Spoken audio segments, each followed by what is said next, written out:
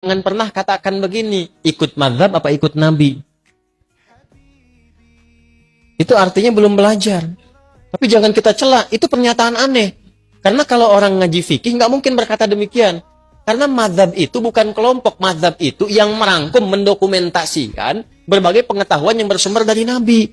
Cenderung pada sesuatu bahasa Arabnya madzhaba ilaihi. Karena kepanjangan disingkat mazhab. Maka di sini kita kenal pilihannya Imam Syafi'i, mazhab asy-Syafi'i. Pilihannya Imam Ahmad, mazhab Hambali. Pilihan Imam Abu Hanifah, mazhab Hanafi. Pilihan Imam Malik, mazhab. Nah, mazhab itu bukan kelompok-kelompok. Dan semua kita itu kalau ngaji sekarang, itu sanadnya akan tersambung ke mazhab tadi. Kenapa? Karena Nabi itu singkatnya gini, Nabi ngajar ada sahabat. Sepeninggal Nabi, sahabat ngajar. Semua diajarkan. Itu zaman Nabi, zaman sahabat, zaman tabi'in, mereka punya kekuatan untuk mengingat. Dan hebatnya hafalan mereka di dalam kepala. Karena orang sekarang hafalnya di luar kepala. Di luar kepala itu belum hafal. Mereka itu hafalnya di dalam kepala. Nah, bertambahnya masa, berubah eranya, berkurang ingatannya. Karena orang dulu tuh maksiatnya sedikit. Jaga maksiatnya banyak, dijaga. Sehingga berkahnya apa? Kekuatan ingatannya panjang. Sekarang tantangan maksiatnya banyak.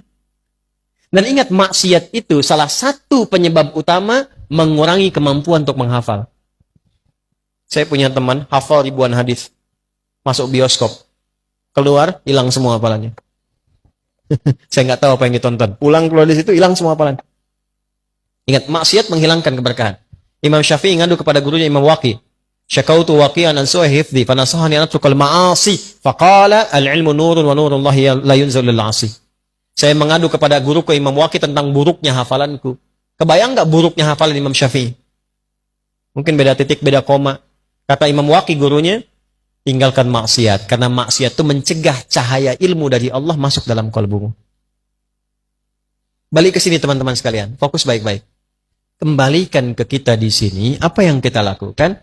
Kumpulkan yang tadi itu, ulama dulu banyak mengingat, tapi masa setelahnya kan banyak membaca.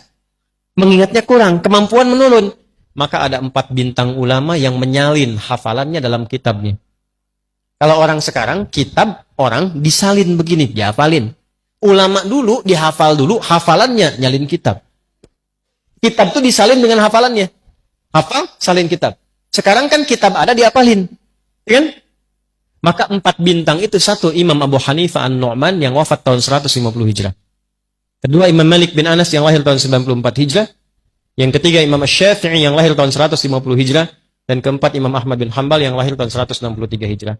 Itu mereka menghimpun referensi dari masa sebelumnya, dihafalkan, diturunkan lewat kitabnya. Jadi yang sekarang kita pelajari, itu mau nggak mau akan nyambung jalurnya ke mereka itu. Karena semua jalurnya begitu.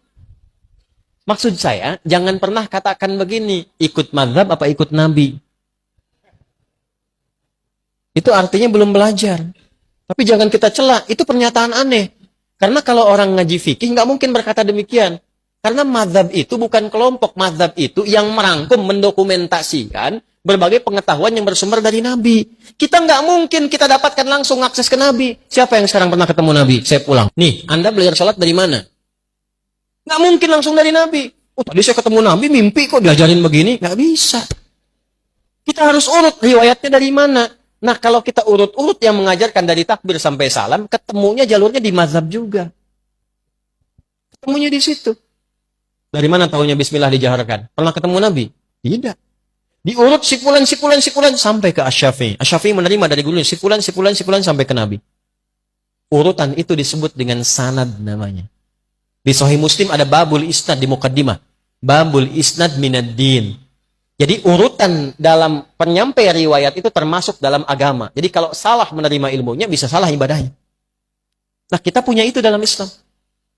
Nah, dalam hal yang ada perbedaan, yang tidak sama, belajar caranya supaya tidak saling menjatuhkan.